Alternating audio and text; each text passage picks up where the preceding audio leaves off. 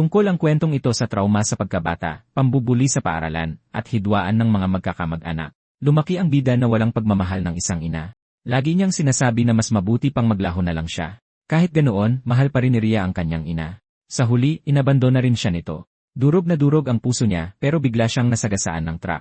At dahil alam na natin ang katapusan niyan, alam din natin kung saan siya napunta. Namatay siya at na-reincarnate sa loob ng isang laro, ang tanging larong paborito niya.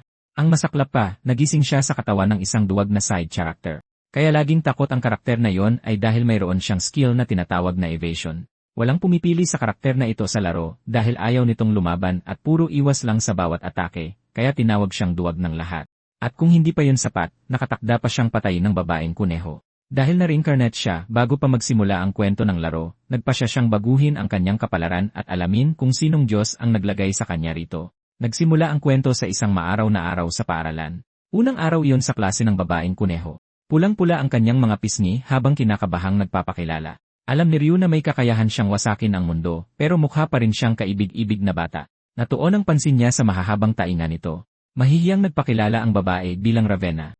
Hilig daw niya ang magbasa at makinig ng musika. Mahilig din siyang manood ng mga Korean drama. Nang sandaling iyon, naalala ni Ryu ang lahat ng ginawa ng babaeng ito sa kwento ng laro. Kinamumuhian niya ang mundo at sa huli ay wawasakin ang lahat. Masyadong matindi ang kanyang galit kaya nagdulot siya ng tunay na pagkasira at kalamidad. Pero ngayon, mukha siyang inosente at cute habang nakikiusap sa mga kaklase na alagaan siya. Dahil sa pag-alala sa kung ano ang kahihinatnan ni Ravenna, sobra siyang natakot.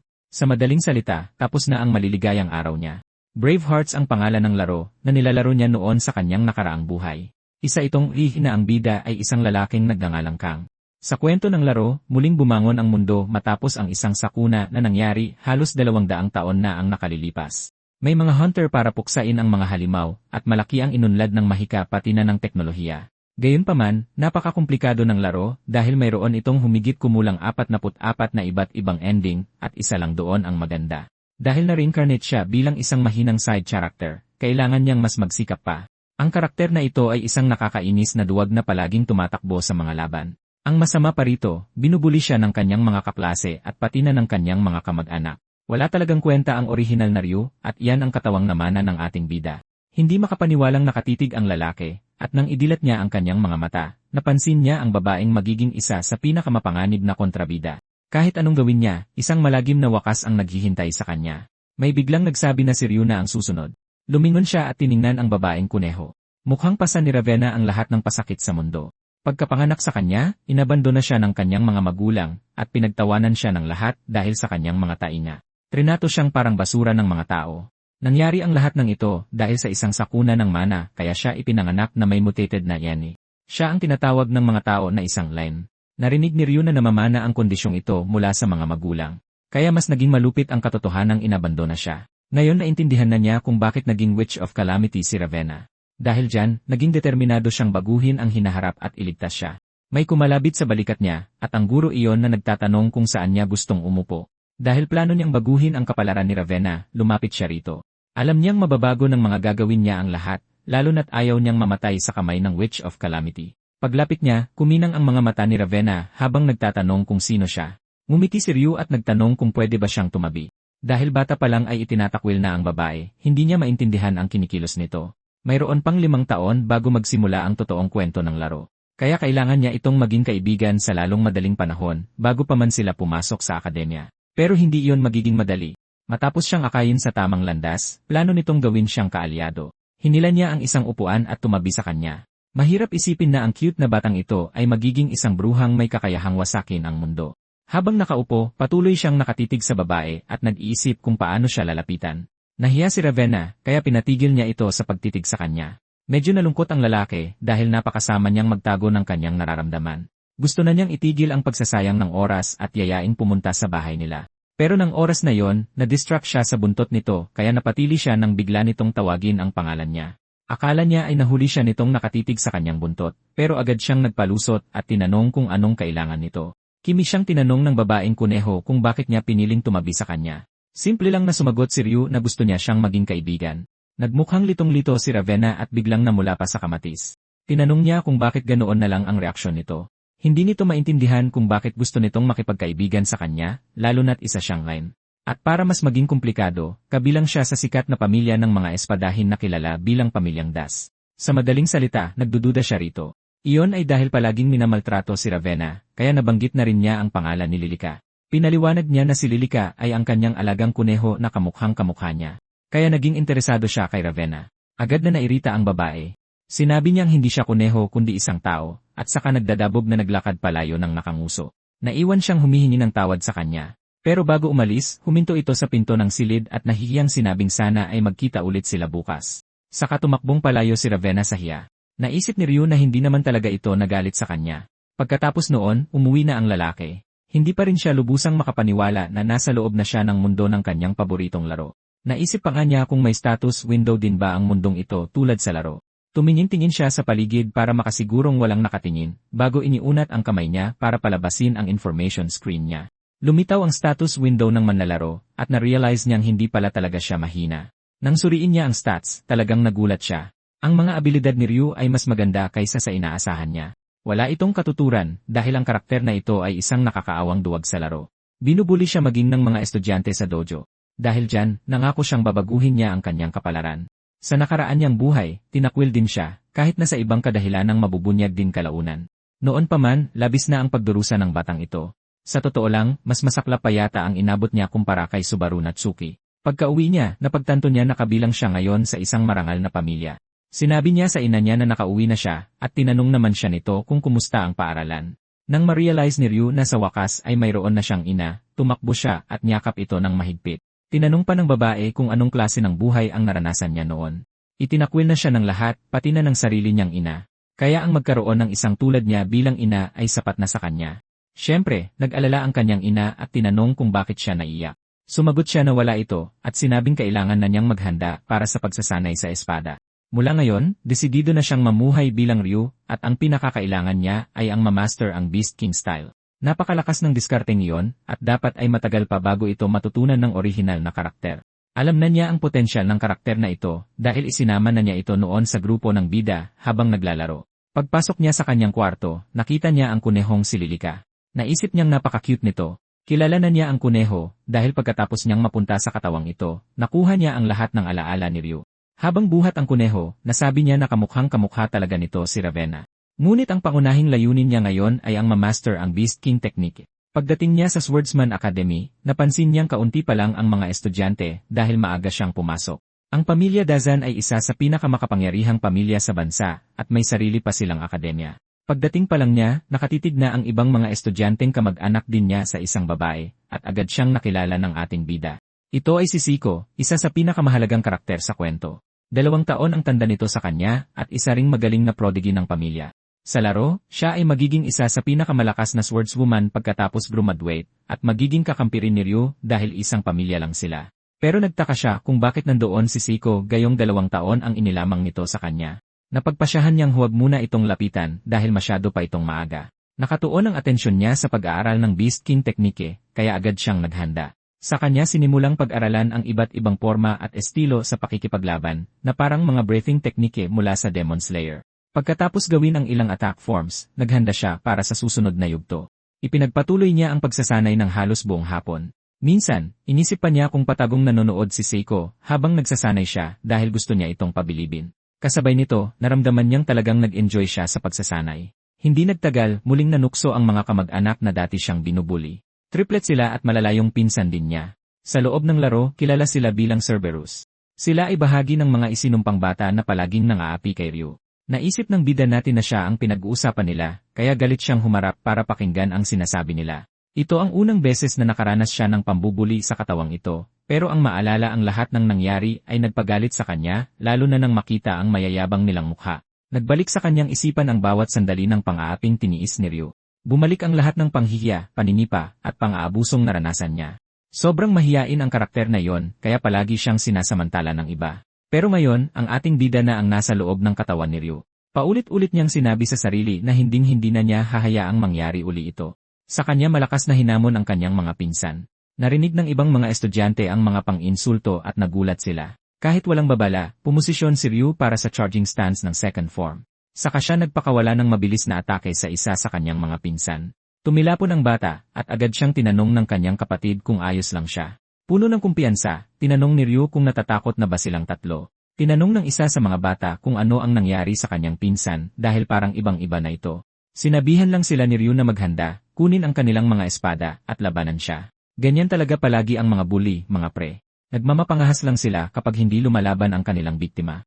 Inamin nilang tatlo na tuluyan nang nagbago si Ryu, na parang may dala na itong mas mabigat na presensya ngayon. Sumigaw siyang muli, sinabihan ang tatlong duwag na tumayo, o kung hindi ay mas malalang pambubugbog ang aabutin nila.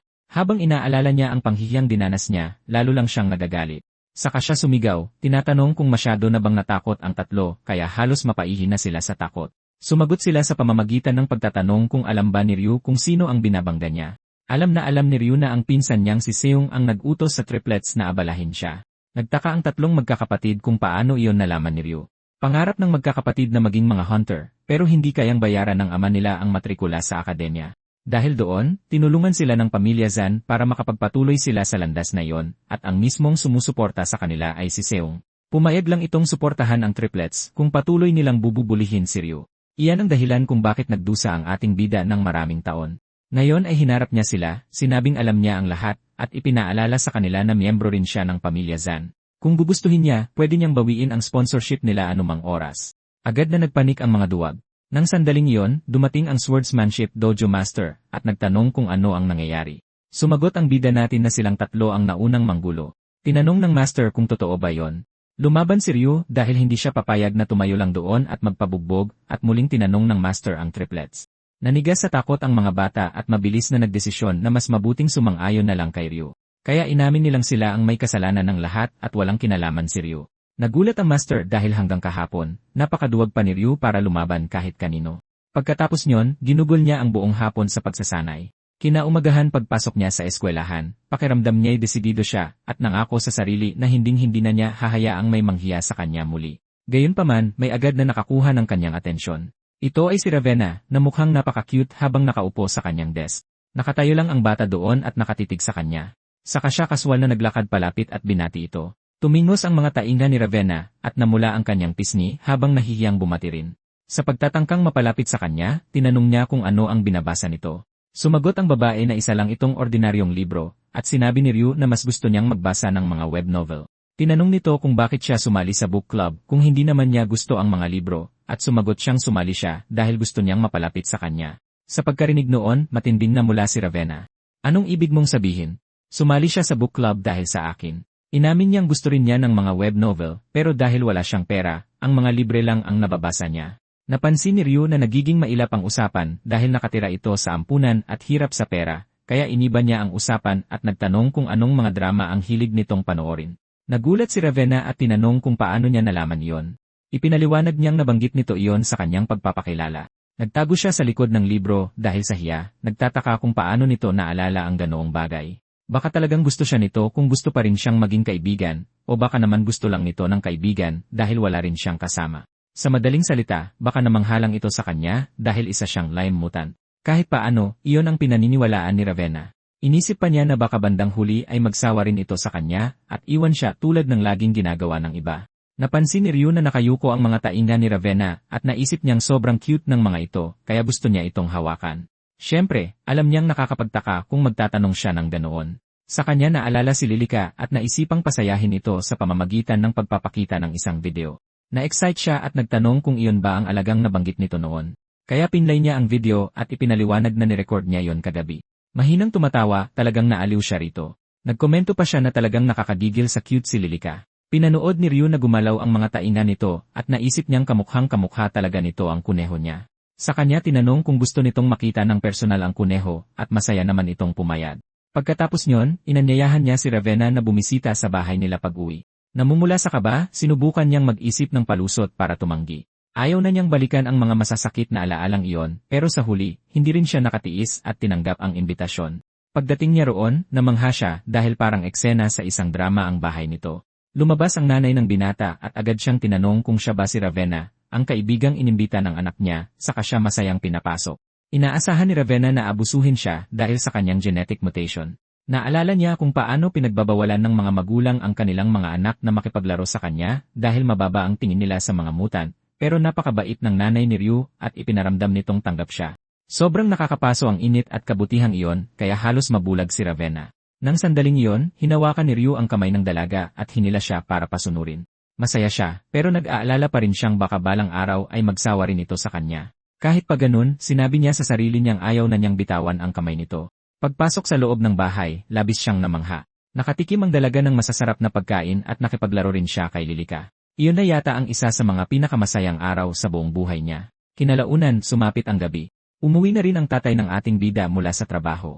Pinansin ng pamilya na late na siya sa hapunan, kaya medyo nahihiya siyang humingi ng tawad dahil nangako siyang uwi ng maaga para sabay-sabay silang kumain. Nakanguso ang bunsong anak niyang babae, sinasabing gusto raw niyang makipaglaro sa bunny girl, pero nakauwi na si Ravenna bago pa man siya makabalik galing eskwelahan. Ipinaliwanag ng bida natin na kaibigan niya si Ravenna at bumisita lang ito, kaya pala nagtatampo ang nakababata niyang kapatid. Tinawag ni Ryu ang tatay niya at tinanong kung pwede ba silang mag-ensayo pagkatapos kumain. Na-excite ang lalaki at sinabing sabik na siyang mag-ensayo kasama ang anak niya. Gustong makita ni Ryu kung gaano na siya nag-improve mula sa training niya sa academy. Pero hindi siya interesado sa simpleng practice lang, gusto niya ng totoong laban. Tinanong pa ng tatay niya kung seryoso ba siya, at nang may buong determinasyon, sumagot si Ryu na, dahil gusto niyang makapatay ng mga totoong halimaw balang araw. Nag-shift ang eksena kinagabihan. Nasa loob sila ng dojo sa bahay nang tanungin siya ng tatay niya kung bakit bigla siyang naging interesado sa pagpapalakas. Sa loob ng 5 taon, papasok siya sa main branch ng Swordsmanship Academy ng pamilyang Zan. Ang orihinal na bida ng laro na si Kang, ang kinalaunan ay reresolba sa napakaraming krisis, kaya ayaw ni Ryu na mapag-iwanan. Bukod pa roon, magiging napakalakas na tao ng pinsan niya, at pati ang nakakainis na pinsang iyon ay makakakuha ng malaking pagkilala. Sa madaling salita, guys, ayaw niyang mapag-iwanan. Naramdaman ng ama ng binata na may nangyari kaya tinanong siya nito kung may nambubuli ba sa kanya sa academy. Iyon ay dahil narinig niyang napasabak sa gulo ang anak niya sa training at may ibang estudyanteng nasaktan. Gayunpaman, iginiit ng anak niyang wala siyang ginawang masama. Naghintay ang kanyang ama na magpaliwanag si Ryu sa panig niya. Samantala, hindi alam ng ating bida kung talagang gusto lang makinig ng ama niya o naghahanda na itong pagalitan siya. Ganoon pa man, ipinaliwanag niya na simula bata pa siya. Itinuro na sa kanya na ang divine swordsmanship ng pamilya ay para protektahan ang mga tao. Ang mga salitang iyon ay nanatiling nakaukit ng malalim sa kanyang puso. Subalit, inamin niyang sa pagkakataong ito, lumaban siya hindi para protektahan ang iba kundi para ipagtanggol ang sarili niyang dignidad dahil sa nakaraan niyang buhay, tiniis niya ang lahat ng tahimik. Sinabi ng binata na kung hindi niya kayang protektahan ang sarili niya, kailanman ay hindi niya mapoprotektahan ang ibang tao. Tinanong ng ama niya kung iyon ba ang dahilan kaya nilabanan niya ang bully. Punong-puno ng determinasyon, sumagot siya pero sinabi rin niyang gusto niya ng higit pa sa self-defense. Gusto niya ring magkaroon ng lakas na protektahan ang mga mahihina. At para makamit iyon, gusto niyang mag-ensayo laban sa mga totoong halimaw. Ngumiti ang tatay ni Ryu at marahang tinapik ang ulo ng anak niya, sinasabing may katuturan ang rason niya. Binanggit pa niya kung gaano nagbago ang anak niya sa ganoong kaikling panahon. Sa tuwa, tinanong ni Ryu kung tutulungan ba siya ng tatay niya, at pumayag ang lalaki, pero may isa itong kondisyon. Sa pagiging curious, tinanong ni Ryu kung ano yon. Kailangan itong patunayan na sapat na ang lakas niya para humarap sa totoong halimaw. Dahil doon, kailangan niyang makipag-sparring sa sarili niyang ama. Pero may kondisyon. Hanggang 5 hakbang lang ang magagawa ng tatay niya at hindi ito gagamit ng mana. Ito ay para maiwasang maging imposible ang hamon para sa anak niya. Guys, kahit na, ang talagang gusto ni Ryu ay matutunan ang estilong Beast King. Sumagot ang tatay niyang ipapakita niya ang mga basic kalaunan. Sa ilalim ng mga kondisyong iyon, naniwala si Ryu na may tsansa siyang makatama kahit man lang isang beses gamit ang kahoy na espada sa balikat ng ama niya. Tumayo ang binata roon at seryosong nag-isip. Sa kanya dineklara na oras na para simulan ang pagsubok. Sumugod si Ryu pero walang kahirap-hirap na sinangga ng tatay niya ang atake. Tumulak sa lupa ang binata at tumalon para sa isa pang tira, pero mas madali itong napigilan ng kanyang ama. Kaya nagsimula siyang maghanap ng butas, at nang nakangiti, nagkomento ang tatay niyang hindi ito ubra. Pero nakahanap ng perpektong puwang si Ryu, kaya napilitang umatras ang tatay niya. Kahit iyon lang ay nakakabilib na ng sobra, guys. Nang sandaling iyon, na-realize niyang may maliit pa siyang pag-asa, kaya mas pinreserve pa niya ang tatay niya, at buong pagmamalaking inamin ng lalaki na bilib siya sa kanyang anak. Pero biglang napansin ng tatay niyang binaba nito ang kanyang depensa, at bigla na lang siyang tinamaan sa tadyang, at hindi rin yon mahinang tira. Isa yung nakakagulat na malakas na atake. Agad na tumalon patalikod ang binata para lumayo. Hindi makapaniwala ang ama niyang naging sapat ang isang sandali ng pagiging kampante para makatama ang anak niya. Sa sobrang pagod, tinanong ni Ryu kung kinikilala na ba ng tatay niya ang kanyang kakayahan, at mukhang nga, kahit sa pinakamasakit na paraan pa. Dahil doon, pumayag siyang tulungang i-train ang binata. Pagsapit ng weekend, nagdesisyon ang tatay ni Ryu na isama siya sa paghahunting ng halimaw para mag-ensayo. Natural lang na sobrang nag-alala ang kanyang nanay, habang ang nakababata niyang kapatid ay nagmakaawa ring sumama. Ganoon pa man, tiniyak nila rito na magiging maayos ang lahat. Nagbabala ang kanyang nanay na huwag masyadong pagurin ang sarili sa training, at pagkatapos ay naghanda na sila sa pagpunta sa Family Academy. Base sa kwento ng laro, naging delikado at hindi na stable ang mundo. Nagsimula ang lahat pagkatapos ng calamity shift, na labis na nakaapekto sa buong planeta. Kasunod ng pangyayaring iyon, nagsimulang maglabasan ang mga halimaw mula sa ibang dimensyon, na mistulang ginawang isang malaking dungsyon ang Earth. Nagbukas ang mga portal sa buong mundo at bumuhos mula rito ang mga halimaw. Kung hindi maaasikaso agad ang mga portal na iyon, masisira ang mundo at habambuhay na makokonekta sa ibang dimensyon. Sa madaling salita, sasakupin ng mga halimaw mula sa iba't ibang dimensyon ang planeta. Kung mabibigo ang sangkatauhan na mabilis na masakop ang mga portal, masisira ang Earth ng mga nilalang na iyon.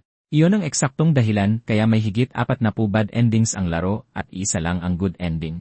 Ipinaliwanag ng tatay ng binata na kailangan muna nilang kumuha ng susi.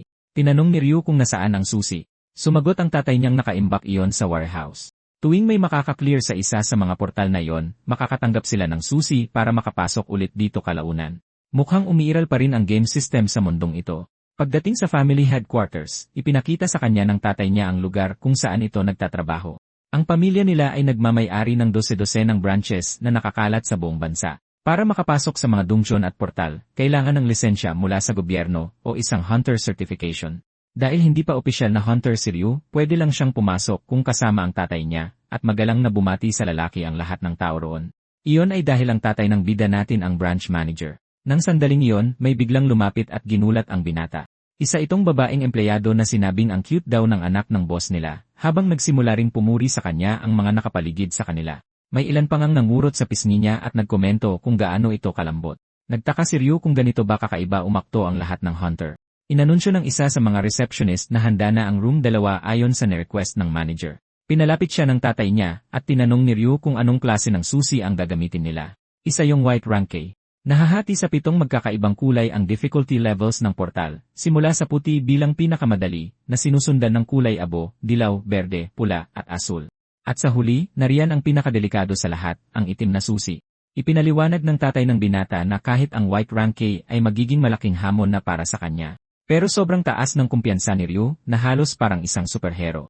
Sobrang taas ng kumpiyansa niya, kaya gusto na niyang magsimula agad sa isang gray rank dungeon. Gayunpaman, alam ng kanyang ama ang limitasyon niya, kaya sinabihan siyang pumasok muna sa white rank portal. Pagdating doon, ipinaliwanag ng kanyang ama kung paano gumagana ang mga dungsyon. Bilib na bilib si Ryu dahil sobrang yaman ng pamilya nila para magkaroon ng mga pribadong portal. Tinawag ng lalaki ang kanyang anak at binalaan itong mag-ingat ng husto sa loob ng dungsyon dahil ang tanging paraan para makalabas ay kung malilinis niya ito ng buo. Naintindihan ng binata ang responsibilidad at sinabi sa kanyang ama na handa na siya. Mukhang nag-aalala pa rin ang kanyang ama, pero tiwala siya sa potensyal ng kanyang anak. Nagbiro pa si Ryu na kung hindi niya malinis ang dungsyon, laging nandyan ang kanyang ama para sumagip gamit ang susi sa portal. Sumang-ayon ang kanyang ama, at sinabing siguradong magagalit ang kanyang ina dahil nilagay ang bata sa panganib kung hindi. Nang ma-activate ang portal, isang nakakabulag na liwanag ang pumuno sa paligid at pumasok sila sa isang kuweba na puno ng kristal. Ganito pala ang itsura sa loob ng portal. Lumabas ang isang notification window, at inabisuhan siyang pumasok siya sa isang white rank na kuweba. Ang misyon ay talunin ang 15 goblin, at inakala niya agad na madali lang ito. Kaya tinabi niya ang kanyang backpack at hinugot ang kanyang espada. Alam niyang mapanganib ito, kaya pinlano niyang mag-ingat. Hindi ito magiging ganoon kadali, pero hindi rin ito imposible. Iyon ang akala niya. Tapos may biglang umagaw sa atensyon niya. Nahuli na pala ng kanyang ama ang lahat ng 15 goblin nang wala pang 30 segundo. Tinanong pa ni Ryu kung nahuli na ba niya lahat, at kinumpirma ito ng kanyang ama habang nakaturo ang espada. Ngayon ay pwede na silang talunin ng anak niya ng paisa-isa para sa pagsasanay. Kahit kinakabahan, buong kumpiyansa niyang sinabi sa kanyang ama na handa na siya. Kaya sinimulang pakawalan ng kanyang ama ang mga goblin ng paisa-isa. Agad na sumugod ang pinakawalang halimaw papunta sa binata, habang hinigpitan naman ni Ryu ang hawak sa espada at maingat na naghanda. May malalim na kaalaman ang binata sa laro, at kabilang din siya sa tradisyon ng banal na pananandata ng pamilya Dazan. Dahil doon, dapat sana ay madali lang para sa kanya na talunin ang mga halimaw na ito. Biglang dinampot ng goblin ang isa sa mga kristal para gawing sandata. Hindi iyon inaasahan ni Ryu, guys. Pero ibinaba niya ang kanyang tindig at nilabas ang kanyang aura. Ang diskarteng ito ay tinatawag na piercing stance. Naghanda siya ng isang huling atake laban sa goblin, at gumana ito ng perpekto, na nagpabagsak sa halimaw sa lupa. Hindi niya inaasahan na magiging ganoon kadali iyon. Napabuntong hininga sa ginhawa ang tatay niya, kahit na may 15 goblin pa ang natitira. Lumingon si Ryu sa kanya at may pagmamalaking sinabi na tumba na ang isa. Dahil kabilang ang in-game Ryu sa pangunahing grupo ni Kang, may dala siyang natatanging limitasyon. May espesyal na sistema sa laro na tinatawag na gifts, mga passive na abilidad na nagpapakita ng personalidad ng bawat karakter. Dahil duwag si Ryu, ang kanyang gift ay Evasion Instinct. Sa unang tingin, mukhang sobrang ganda ng abilidad na yon. Naghanda ang kanyang ama na magpakawala ng isa pang goblin at pinutol ang tali nito. Automatikong inilalayo ng Evasion Instinct ang gumagamit mula sa mga ataking pwedeng makamatay. Sa madaling salita, sa laro, hindi kailanman umaatake ang karakter dahil palaging depensa ang inuuna niya. Kaya naman ayaw ng mga manlalaro sa karakter at tinanggihan siyang gamitin. Sinasabi pa nga ng iba na dapat alisin na lang ang karakter sa laro dahil wala siyang silbi. Bihirang gamitin ng bida natin ang karakter na yon, pero isang araw ay nagdesisyon siyang bigyan ito ng pagkakataon. Sa sandaling magising ang abilidad, nagkaroon ng buong kontrol ang karakter sa Evasion Gift. Habang sumisigaw, sinabi niya na pagaganda niya ang kapangyarihang ito at magiging hindi matatalo. Habang tumatagal sa laro, lumalakas ang mga karakter na naawaken. Sa halip na umiwas, sinubukan niyang salagin ang sumunod na atake at napahagis tuloy siya patalikod. Ngayon ay may 2 halimaw nang nakatayo sa harap niya. Dahil doon, kailangang gamitin ni Ryu ang mga laban na ito para magising ang kanyang gift. Mukhang mas madali ang pakikipaglaban sa laro kaysa sa totoong buhay, pero naniniwala pa rin siyang hindi imposible na magising ang kapangyarihan niya. Kaya sumugod siya at tinodo ang limitasyon niya. Nalipat ang eksena ilang minuto makalipas nito. Pagsapit ng oras na yon, nakatalo na siya ng maraming goblin. Sinabihan siya ng kanyang ama na magpahinga muna at nagbiro pa na maganda pala ang pinapakita ng anak niya. Gayunpaman, gusto ng bata na magpakawala ang tatay niya ng 4 na goblin ng sabay-sabay, kaya tinanggap ng kanyang ama ang hiling. Nang mangyari iyon, agad na nagsisi si Ryu dahil ang pakikipaglaban sa dalawa ay sobrang hirap na nga. Gumagamit ang mga goblin ng taktika sa paggambala. Biglang naramdaman niya ang papalapit na panganib mula sa likod at na-activate ang kanyang evasion ability. Nang hindi nag-iisip, kusa siyang umiwas, dahilan para bahagya lang dumaplis sa pisngi niya ang kristal na hinagis ng goblin bago ito tumama sa mga katabing kristal. Sa oras na yon, na-realize niya na mamatay sana siya kung wala ang abilidad na yon. Dahil sa evasion instinct, kusang gumalaw ang katawan niya. Naintindihan niya na kailangan pa niyang mas magtiwala sa kakayahang iyon. Habang sinasanay ang kanyang gift, patuloy niyang pinapaslang ang mga halimaw. Matapos mag-focus ng mabuti, nahanap niya ang mga goblin at nagawang hiwain ang binti ng isa. Medyo nadagdagan ang kumpiyansa niya dahil alam niyang susuportahan siya ng evasion instinct. Nang bumato sa kanya ang isa pang goblin, walang kahirap-hirap niya itong iniwasan, kaya galit na galit ang maliit na halimaw. Diniin niya ng maayos ang paa niya sa lupa at tumalon papunta sa halimaw. Tapos ay malinis niyang hiniwa sa gitna ang goblin. Pero sa ibaba niya, 2 pang halimaw ang naghahanda ng bumato sa kanya ng kristal. Huminga ng malalim si Ryu at inactivate ang isang sword technique, dahilan para dumaloy ang kuryente sa talim niya. Isa itong kakayahan sa pananandata na nangangailangan ng matinding pagtutok ng mana. Tapos pinawalan niya ang Lion Crushing Slash at tinumba agad ang natitirang 3 goblin. Matapos iyon, bumagsak siya sa lupa at na-realize na isa na lang ang kalaban, kaya agad siyang sumugod dito.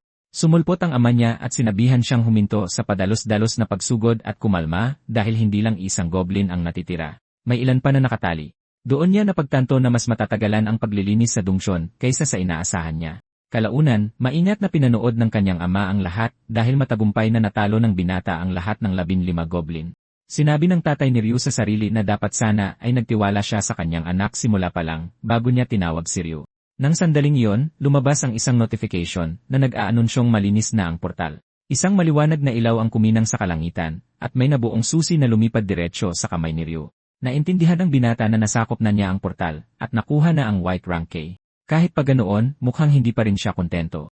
Tinapik siya ng ama niya sa likod at tinanong kung bakit siya dismayado kahit nalinis na ang portal. Tinawag ni Ryu ang kanyang ama at inamin na nadidismaya siya dahil hindi siya kontento sa paglinis lang ng isang white rank na portal. Gusto niya ng mas higit pa doon. Ang gusto niya talaga ay mas maging malakas pa. Pero kung mananatili siyang lumalaban sa mga mahihinang halimaw, matatagalan pa siya ng sobra.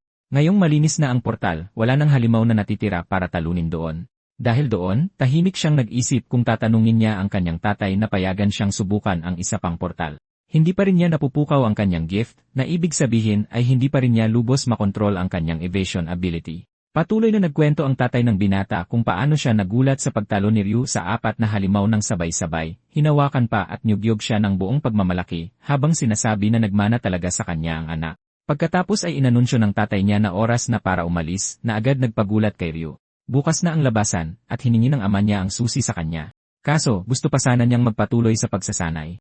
Kahit nahihiya ng onti, tinanong niya ang kanyang tatay kung may iba pa bang portal na pwede niyang pag-ensayuhan. Sinubukan pa niya itong kumbinsihin sa pagsasabing pakiramdam niya'y malapit na niyang mapukaw ang kanyang gift. Naniniwala si Ryu na baka ang paglaban sa loob ng mas mahirap na portal ang tuluyang magpapagising sa kanyang abilidad. May kumpiyansa pa siyang sinabing kaya niyang kalabanin ang mga rank 2 na halimaw, pero nagbabala ang kanyang ama na kapag nasaktan siya, sisisihin siya ng kanyang ina dahil dito. Kahit pa ganun, naging mapanghikayat ang ating bida, kaya napapayag niya rin ito sa huli. Inamin ng lalaki na magtitiwala siya sa kanyang anak dahil nakita na niya ang potensyal nito. Nang may masayang ngiti, taos-pusong nagpasalamat si Ryu sa kanyang ama. Makinig ka, bata. Kapag inilagay mo ang sarili mo sa panganib, papasok ako at ililigtas kita kaagad. Pagkatapos noon, nagtungo na sila sa portal number 3. Isa pa rin itong white rank portal, pero ibang-iba ito sa nauna. Ipinaliwanag ng kanyang ama na hindi lahat ng white rank portal ay pare-pareho. Bilang karagdagang pag-iingat, nagsama rin siya ng isa pang hunter mula sa kumpanya na dalubhasa sa pagpapagaling. Sa pagdala pa lang ng kanyang ama ng suporta, napagtanto na ng bata na ang portal na ito ay mas mapanganib kaysa sa huli. Nang mabuksan ng susi ang pasukan, sabik silang pumasok sa loob, pero pagkapasok ni Ryu, napansin niya kaagad na iba ang pakiramdam sa lugar. Lumabas ang isang notification na nagsasabing ubusin niya ang mga halimaw, pero wala siyang makitang kahit anong nilalang, o iyon man lang ang akala niya. Naroon talaga ang mga halimaw dahil muntik na siyang tamaan ng isa sa kanila. Naiwasan niya lang ang atake dahil sa kanyang abilidad, at kaagad siyang nanigas sa gulat dahil hindi niya alam kung saan nanggaling ang tira. Nagbabala ang isa pang notification na pinalilibutan siya ng maraming halimaw, at makalipas lang ang ilang segundo bago niya natukoy kung nasaan sila. Sa pagkakataong iyon, talagang natakot siya ng husto, guys. Doon niya lang naintindihan na wala pa siya sa kakayahang tapusin ang isang gray rank portal. Naging napakatindi ng takot niya na halos manigas na ang katawan niya sa kinatatayuan. Sa itaas niya, nakatayo ang kanyang ama sa tabi ng healer, at nagtanong ang matandang lalaki kung sigurado ba talaga siyang kakayanin ito ng anak niya. Nanatiling tahimik ang ama ng ating bida at patuloy lang siyang pinanood. Biglang nagbago ng husto ang kanyang anak sa maikling panahon dahil ilang araw lang ang nakalipas. Siya ay isang ganap na duwag na takot sa lahat ng bagay. Pero noong isang linggo, bigla siyang nag-iba, maseryoso na siya kaysa dati. Halos parang dumaan ang kanyang anak sa isang positibong pagbabago. Alam na alam niyang may mabuting puso si Ryu, na kadalasang dahilan kung bakit madali siyang pagtawanan ng iba. Dahil nahirapan siya sa malupit na kompetisyon sa loob ng pamilya Zan, palagi siyang binubuli ng kanyang mga pinsan. Naalala pa rin ng ama kung gaano kasaya ang ngiti ng bata nang matanggap nito ang una niyang espada. Noon, naisip niya na masyadong mabait ang anak niya para maging isang hunter. Gayunpaman, napagtanto niya ngayon na totoong nagbago na ang bata, kahit na siguro hindi ng buo. Naalala pa niyang may narinig siyang nakagawa ng bagong kaibigan si Ryu sa paaralan, isang babaeng may mga taina ng kuneho, at baka siya ang dahilan sa likod ng biglaang pagbabagong ito. Tutal, madalas namang nagpapasikat ang mga lalaki sa mga babae. Kahit ang Master ng Swordsmanship Academy ay binanggit na nagbago na ang anak niya, at nagsimula na ring lumaban sa mga nang-aapi sa kanya. Pero nainis ang ama ni Ryu sa sinabing iyon, at iginiit na hinding-hindi aatake ng mga tao ang anak niya dahil sadyang mapayapa ang kanyang kalikasan. Habang asiwa siyang nagkakamot ng ulo, inamin ng Master na baka hindi sinabi ni Ryu ang buong katotohanan. Siyempre, ipinagtanggol kaagad siya ng ama ng ating bida, sinabing hindi sasaktan ng kanyang anak ang sinuman ng walang dahilan. At kung talagang lumaban siya sa isang bully, siguradong mayroon itong magandang paliwanag. Alam na niyang matagal nang naghihirap ang anak niya dahil sa pambubuli, at ikinagalit niya ang kaisipang ito. Ipinagpilitan pa niyang malaman kung bakit hindi siya agad inabisuhan ng Master at kinwestiyon kung may nag-utos ba rito na manahimik. Kinabahan ng lalaki, kitang-kitang pinagtatakpan na naging biktima si Ryu ng pambubuli sa dojo. Nang sandaling iyon, nakonsensya ang ama, pinaniniwala ang kulang ang kanyang impluensya sa loob ng pamilya. Kaya siguro mas pinili ng Master na sundin ang iba pang miyembro ng pamilya. Pagkatapos ay tinawagan niya ang ama ni Xiao, para lang tuyain siya ng lalaki, at sabihin kaya binuli ni Xiao si Ryu ay dahil masyadong mahina at duwag si Ryu. Pero nagdeklara ang ama ng ating bida na hindi na niya ito palalagpasin. At noong mismong araw na iyon nilapitan ng ating bida ang kanyang ama at humiling ng isang totoong laban.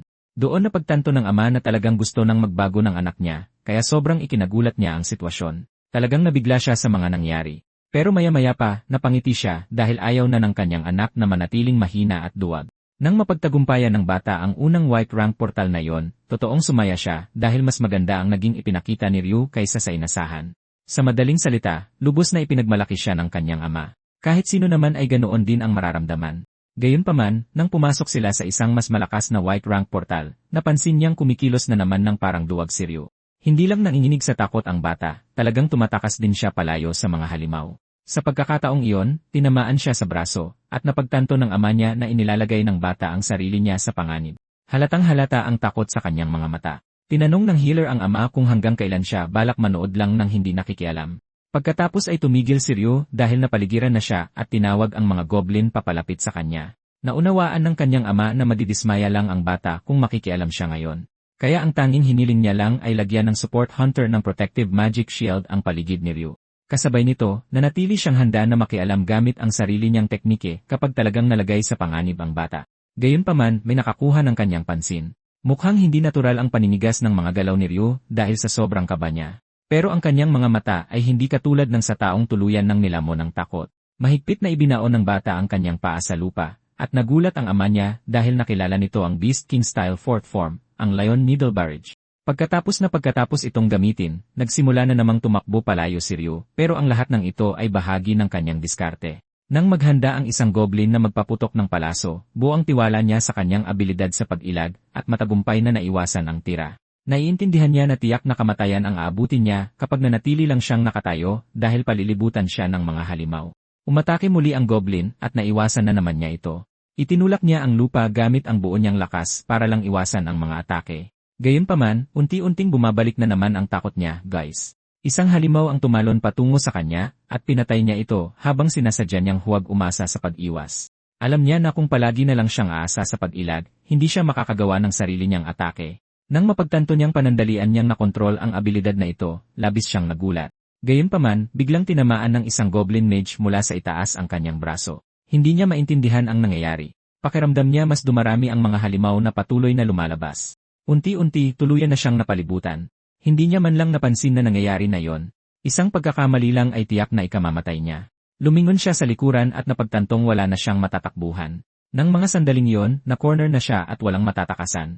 Iyon ang kapalit ng paglaban sa kanyang regalo ng pag-iwas. Nagsimula pa siyang mawalan ng kontrol, kumbinsidong mamatay na siya. Makirot at masakit ang kanyang braso. At tulad lang sa kanyang nakaraang buhay, alam niyang hindi na siya pwedeng patuloy na yumuko at tanggapin na lang ang lahat. Gusto niyang maging kasama ni Kang at matagumpay na tapusin ang laro. Pwede sana siyang ma-reincarnate bilang bida sa halip na maging ganitong kaawa-awang iyakin. Tulad ng kanyang nakaraang buhay, nakatayo lang siya roon at walang kalaban-labang umiiyak. Tiningnan niya ang sarili niyang refleksyon at napagtantong nagiging ganap na siyang tao na pinakakinamumuhian niya. Kaya tinanong niya ang kanyang sarili kung hanggang kailan pa siya magiging ganitong kawawang bata. Sa kanyang nakaraang buhay, wala siyang naging anumang tagumpay. Iyon mismo ang dahilan kung bakit ayaw na niyang mabuhay muli bilang isang duwag. Mahigpit niyang ikinuyom ang kanyang mga kamao at idineklarang hindi siya maaaring sumuko. Ayaw niyang mamatay ng ganoon lang, kaya malakas niyang ibinagsak ang kanyang paa sa lupa. Isang status window ang lumitaw sa kanyang likuran, habang naghahanda siyang pakawalan ang Dragon Kingdom Technique. Ang tindi ng presyon pa lang mula sa atake ay sapat na para matakot ang mga goblin bago pa man niya ito pakawalan. Pagkatapos ay nagsimula na siyang malayang kumilos sa pagitan ng mga halimaw. May kumpiyansang tumawa ang Goblin Mage dahil naniniwala itong direktang matatamaan nito si Ryu. Pero naiwasan ni Ryu ang atake at gumanti gamit ang kanyang espada. Naging masaya siya dahil gumagana na rin sa wakas ang kanyang teknik. Mula sa itaas, napagtanto ng ama ng bata na napagtagumpayan na ng kanyang anak ang takot nito. Tinanong din ang support hunter kung anong nangyari dahil biglang nagbago ang kilos ni Ryu. Sa seryosong tono, sumagot lang ang ama na anak niya ang bata. Tinanong pa ng lalaki kung ganoon ba talaga ang bawat miyembro ng pamilya Ozan. Pero inamin ng ama na hindi siya sigurado. Tila kayang hulaan ni Ryu ang bawat ataking parating. Nakatayo lang siya roon na nagulat, sinusubukang intindihin ang ginagawa ng kanyang anak. Kinalaunan, napagtanto niya na ito ang biyayang iyon. Kayang makita ni Ryu ang mga parating na atake. Bukod pa rito, talagang hindi kapani-paniwala ang determinasyon ng bata. Nang sandaling iyon, napagtanto nilang gumagamit siya ng isang napakalakas na teknik. Hindi pa ito perpekto, pero halatang ito ang estilo ng Beast King. Unang porma, mapangwasak na hiwa ng leon. Isang asul na liwanag ang sumabog mula sa atake, kaya hindi maintindihan ng ama kung paano iyon nagawa ng kanyang anak. Tinanong ni Inbaden, ang support hunter, kung kaya bang gumamit ng bata ng divine swordsmanship. Habang pinagpapawisan ng malamig, inisip ng ama na hindi niya pa naituro kay Ryu ang teknik, pero na-master na ito ng bata. Mukhang ang isa siyang henyo. Pagkatapos nito, nag-alala siya at inisip kung kailan eksaktong nagising ang ganitong kapangyarihan ng kanyang anak. Tapos may lumabas na notification na nag-anunsyong na clear na ang portal. Natalo ang mga halimaw at napabagsak si Ryu sa lupa dahil sa matinding pagod. Sobrang pagod niya kaya halos hindi na siya makagalaw. Nakasaad sa notification na tumaas ng 1 puntos ang kanyang physical strength stat. Eksaktong gumagana ang mundong ito na parang laro kung saan pwede siyang mag-level up. Lalakas siya sa pamamagitan ng pagsasanay o pag-aaral. Gayunpaman, mas mahirap ang lumakas sa pamamagitan ng pagsasanay. Iyon ang paulit-ulit niyang sinasabi sa sarili. Sa laro, pwedeng ilipat ng mga manlalaro ang progress nila sa bagong save file, pero imposible yon sa mundong ito. Sa madaling salita, ang tanging paraan na lang para lumakas siya ngayon ay sa pamamagitan ng pagsasanay. Nilapitan siya ng kanyang ama at tinanong kung buhay pa ba si Ryu dahil hindi na siya gumagalaw. Tumawa ang bata at inamin na masyado niyang pinilit ang sarili, kaya halos hindi na niya maigalaw ang katawan niya. Pero inaasahan na rin ang ganoong reaksyon dahil ang tagal niyang nakipaglaban. Nabanggit din ng kanyang ama na ginamit ng bata ang Blue Thunder Technique. Isa itong fenomeno na nakaugnay sa mga teknik sa espada at itinuturing na katangian ng divine swordsmanship. Naging sobrang siksik ng mana kaya naglabas ito ng mga boltahe ng enerhiya. Hindi makapaniwalang nakatitig si Ryu pagkarinig ng paliwanag na yon mula sa kanyang ama. Nagamit ko talaga ang teknik na yon. Habang nakangiti ng may pagmamalaki, kinumpirma ito ng kanyang ama at pinuri siya. Mukhang nagbubunga ang pagsasanay mo, anak. Mas lalo kang lumakas. Nang sandaling iyon, dumating ang support hunter, bitbit ang isang sakong puno ng mga gamit, at nagpaliwanag na may nalaglag na ilang mahahalagang materyales mula sa portal. Bihira lang lumitaw ang mga magical stone mula sa mga portal. Sinabihan pa ng lalaki si Ryu na kunin ang isa sa mga bato mula sa goblin, at nang lumapit siya, napagtanto niyang energy stone ito. Maaaring gamitin ang mga batong iyon para pataasin ang stats ng isang tao. Kung gagamitin niya ito, tataas ng 1 puntos ang kanyang agility. Tinitigan lang niya ang bato habang iminungkahi ng support hunter na ipagamit ito sa bata. Pagkatapos ay lumapit ang ama ni Ryu at inutusan siyang ipasa ang kanyang mana sa artifact. Nagsimula siyang magbuhos ng mana rito dahil gusto niyang malaman kung anong susunod na mangyayari. Pagkatapos niyon, lumabas na sila sa portal. Pagsapit ng Lunes, masakit ang buong katawan niya mula sa pagsasanay. Sobrang nagalit ang kanyang ina noong linggo dahil sinabihan siya nitong huwag masyadong pagurin ang sarili. Tapos ngayon, papasok siya sa eskwelahan na puno ng sugat. Nilapitan siya ni Ravenna na may pag-aalala at tinanong kung nasaktan ba siya. Nagpaliwanag siya na masakit ang katawan niya dahil buong weekend siyang nagsanay. Gayunpaman, sinabi niyang huwag siyang mag-alala dahil mahihinang halimaw lang naman ang kinalaban niya.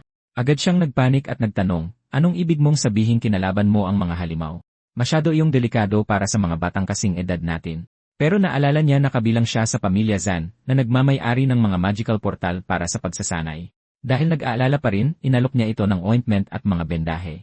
Pero iginiit ng bata na maayos lang siya. Pinaliwanag niyang palagi siyang may dalang gamot sa bag kahit hindi na niya ito masyadong kailangan ngayon. Lubos niyang naintindihan na ginagamit niya ang mga bendahe na iyon dahil sa pambubuli na pinagdaanan niya. Upang pagaanin ang usapan, bigla siyang nagdikit ng bendahe sa braso at sa pisngi nito habang sinasabing cute siyang tingnan. Ipinaliwanag pa niya na makakatulong itong mas mabilis na gumaling. Bahagyang tumatawa, nagpasalamat siya at tinanong kung pwede ba nitong ipaalala sa kanya na uminom ng gamot. Agad siyang pumayag at tinanong pa kung may iba pa ba siyang maitutulong para mapabilis ang paggaling nito. Sinabi niyang gagawin niya ang lahat para gumaan ang pakiramdam nito. Napakawalang hiyang pahayag naman yan. Tinanong niya kung seryoso ba talaga ito sa sinabing kahit ano. Nang sumagot siya tinanong niya kung pwede ba niyang hawakan ang mga tainga nito na nagpatili sa gulat sa dalaga. Sigurado akong may iba kang iniisip, pilyang babae. Medyo naiinis na tinanong ng dalaga kung anong sinabi niya. Mabilis siyang nagpalusot na biro lang daw yon. Nakatayo siyang nag-isip sandali bago biglang hinawakan ang kamay nito at pasigaw na sinabing hawakan na agad ang mga tainga niya. Sobrang namumula, nagbabala siya na haplusin lamang ito ng marahan at huwag masyadong matagal. Tapos ginabayan na mismo niya ang kamay nito at sinabing gusto lang naman niya itong pasayahin. Nang sandaling iyon, tuluyan na niyang nahawakan ang mga tainga nito. Napagtanto niyang sobrang lambot ng mga ito. Sa totoo lang, ang sarap sa pakiramdam ng mga ito. Patuloy pa niya itong hinaplos ng medyo matagal, dahilan para matigilan ang dalaga. Ilang sandali pa, isinigaw niya na itigil na nito ang paghawak at tinanong kung mas gumaan na ba ang pakiramdam niya. Nakakagulat man, na-enjoy niya talaga ito at inisip na nakakapanatag ito ng loob. Tapos pasimple siyang napatingin at napansin na mukhang mas masaya na ito, na mas lalo lang nagpahiya sa kanya. Nang sandaling iyon, inamin niyang gumana ito at sinabing mas maganda na ang pakiramdam niya. Tapos bigla na lang, tinanong niya kung anong tingin nito kapag naging hunter silang dalawa balang araw. Agad siyang sumagot na imposible yon dahil wala siyang pera. Pero, nag-alok ito na ikukuha siya ng scholarship dahil mayaman ang pamilya nila. Nabanggit nitong nagsasalita siya ng mga kakaibang bagay, at sumagot siya na mayroon siyang mga dahilan. Una, isa siyang demi-human, ibig sabihin, natural na mas malakas ang mga pisikal na kakayahan niya kaysa sa mga ordinaryong tao. Pangalawa, nagtataglay siya ng maraming mana. Sinabi pa niyang sobrang lakas ng mana nito kaya nararamdaman niya yon mula sa malayo. Dahil nahihiya at curious, tinanong niya kung totoo ba talaga yon at kumpiyansang tumango ang lalaki. Ini-imagine pa lang na maging isang hunter balang araw ay nakaka-excite na para sa kanya. Tutal, kapag tumuntong na siya ng 19, kailangan na niyang umalis ng bahay ampunan nang walang mapupuntahan, at sobrang hirap humanap ng trabaho bilang isang demi-human. Gayunpaman, mukhang mapusok ang alok niya dahil ang pagiging hunter ay hindi kayang gawin ng kahit na sino lang. Kahit siya, sa kabila ng pagiging galing sa makapangyarihang pamilya, ay matinding nasugatan sa pagsasanay pa lang. Kaya naniniwala siyang magiging imposible ito para sa isang mahina at marupok na babaeng tulad niya. Pero malakas na siniguro niya rito na hindi niya kailangang mag-alala dahil gagawin niya ang lahat ng makakaya para tulungan ito. Hindi niya kailanman siya pababayaan. Biglang nagsimulang mahulog ang loob ng dalaga sa kanya. Sinabihan pa niya itong maniwala sa sarili dahil may totoong potensyal ito. Sobrang namumula, nahihiyang nagtanong ito kung naniniwala ba talaga siya rito. Yumuko siya at nagsimulang mag-isip ng tahimik. Dahil nahihiya, tinanong niya kung paninindigan ba nito ang mga sinabi niya. Sumagot siya at nangako na pagkatapos ng pag-aaral, sabay silang papasok sa akademya. Dahil hawak pa rin ito ang kamay niya, lalo siyang kinabahan. Binawi niya ang kanyang kamay at pinaalalahanan itong hindi niya kailanman kakayanin ang akademya ng espada. Pero iginiit ng lalaki na ayusin nito ang isang full scholarship para sa kanya dahil nagpapatakbo ng dojo ang pamilya nito. Nang sandaling iyon, tinanong niya kung bakit masyado itong mabait sa kanya gayong wala naman siyang maibabalik bilang kapalit. Sumagot siya na walang espesyal na dahilan, pero kung talagang gusto niya ng isa, masasabi niyang nagpaplano siyang makinabang sa kanya balang araw. Sa pagtingin pa lang sa namumulang pisngi ng dalaga, madali nang maisip kung ano ang nasa isip niya. Nagpatuloy siya sa pagsasabing baka kapag naging sikat siyang hunter, makakakuha siya ng ilang benepisyo dahil magkakilala sila. Nang sandaling iyon, napagtanto niyang talagang gusto siya nito, kaya ngumiti siya at humalakhak, sabay tawag sa kanya na isang napakakakaibang tao. Sa kaibuturan ng kanyang puso, taos-puso siyang nagpapasalamat kay Ryu, at dahil doon, pumayag siyang magsanay at maging isang hunter. Sinabihan pa niya itong dapat siyang mag-aral ng mahika. Kung mayroon siyang maayos na guro, magiging magaling siya dahil malinaw na may talento siya. Pagkatapos noon, nagsimula na silang magsanay ng seryoso. Sabay silang nag-ensayo ng pagtakbo at pag-jump rope. Kaya naman, mas marami siyang ginugol na oras kasama si Ravenna dahil bihira itong lumabas ng bahay noon. Alam niya na kung gusto niyang gumaling sa mahika, kailangan niyang mahanap ang gurong iyon. Kailangan niya ang Witch of Colors na si Hong Iona. Siya ang pangunahing guro ng elemental magic sa laro. Hiniling pa niya sa kanyang ama na imbestigahan kung nasaan ito, pero hindi pa rin nila ito natatagpuan. Nang sandaling iyon, may biglang sumulpot at nagtanong kung ano ang pinag-uusapan niya. Paglingon niya, napagtanto niyang ang kanyang ama pala iyon at napatalon siya sa gulat. Nagpaliwanag ang lalaki na kumatok siya sa pinto kanina, pero hindi sumagot si Ryu. Sinabi ni Ryu na iniisip niya ang tungkol sa bruha na ipinaimbestigahan niya sa kanyang ama. Gayunpaman, ibinunyag ng kanyang ama na kukontakin nila ito sa lalong madaling panahon. Pumayag ang grupo ng babae na bisitahin sila sa loob ng halos isang buwan. Kahit na ganoon, gusto muna nilang suriin ang level ng kakayahan ni Ryu bago magdesisyon kung sasanayin siya. Habang alanganing tumatawa, inamin ng ating bida na hindi niya inasahan iyon. Alam na niyang malaki ang posibilidad na tanggihan siyang turuan nito. Pero sa kaso ni Ravenna, imposibleng matanggihan siya dahil napakalaki ng kanyang kapangyarihang mahikal at siguradong mapapansin ito ng bruha. Pagkatapos ay sinabi ng kanyang ama na mayroon siyang masamang balita. Nagsimula na ang Mayo at taon-taon, iisang bagay lang ang nangyayari. Naging mausisa ang bata kung ano ang ibig sabihin ng kanyang ama. Tuwing Mayo, nagdaraos ng malaking pagtitipon ang pamilya Zan. Naiintindihan na ni Ryu kung ano ang ibig sabihin yon, at agad na tinanong kung dadalo rin ba si Seong. Kinumpirma ng ama niya na dadalo ito. Si Seong ang bully na nag-utos sa triplets para pahirapan siya. Sinabi pa ng kanyang ama na ayos lang kung piliin ng bata na huwag sumama. Pero habang nagmumungkahing manatili na lang si Ryu sa bahay, biglang nagulat ang lalaki at tinanong kung ano ang iniisip ng kanyang anak. Dahil iyon sa nakakatakot na ekspresyon ng kanyang anak na malinaw na gustong maghiganti sa kanyang mga pinsan. Sa katuluyan ng dumating ang katapusan ng linggo at nagsimula na ang pagtitipon ng pamilya. Tense ang lahat dahil lagi na lang nauwi sa pagtatalo ang mga pagtitipong iyon. Samantala, masayang nakaupo sa sasakyan ang kanyang nakababatang kapatid na babae dahil wala itong pakialam sa mga ganoong bagay. Binalaan ng ama ang bata na huwag gumawa ng gulo. Kamakailan lang, kinakabahan na ang kanyang ama sa mga pagtitipon ng pamilyang iyon, pero pinanatag siya ni Ryu at nangakong hindi siya magsisimula ng anumang away. Bukod sa pagiging mahina at duwag sa paningin ng iba kay Ryu, mas mahinahon din ang personalidad ng kanyang ama, kaya palaging minamaliit sila ng mga miyembro ng pamilya Zan. Pero sa pagkakataong ito, nangako si Ryu na magiging iba na ang sitwasyon. Isang araw bago ang pagtitipon, nag-ensayo siya sa Yewing habang iniisip si Ravenna. Malaki na ang inunlad nilang dalawa, at malapit na niyang ganap na makontrol ang kanyang kakayahan sa pag-iwas. Para lubos itong mamaster, kailangan niyang makuha ang courage skill. Sa ganoong paraan, matitigil na ang instinto niyang laging tumakbo palayo. Noong nakaraang buhay niya nang laruin niya ang karakter na ito, nagsumikap siyang maigi para ma-unlock ang courage dahil mas pinalalakas nito ng sobra ang karakter. Nabanggit pa niya na pagkatapos makuha ang skill, halos hindi na matalo ang karakter.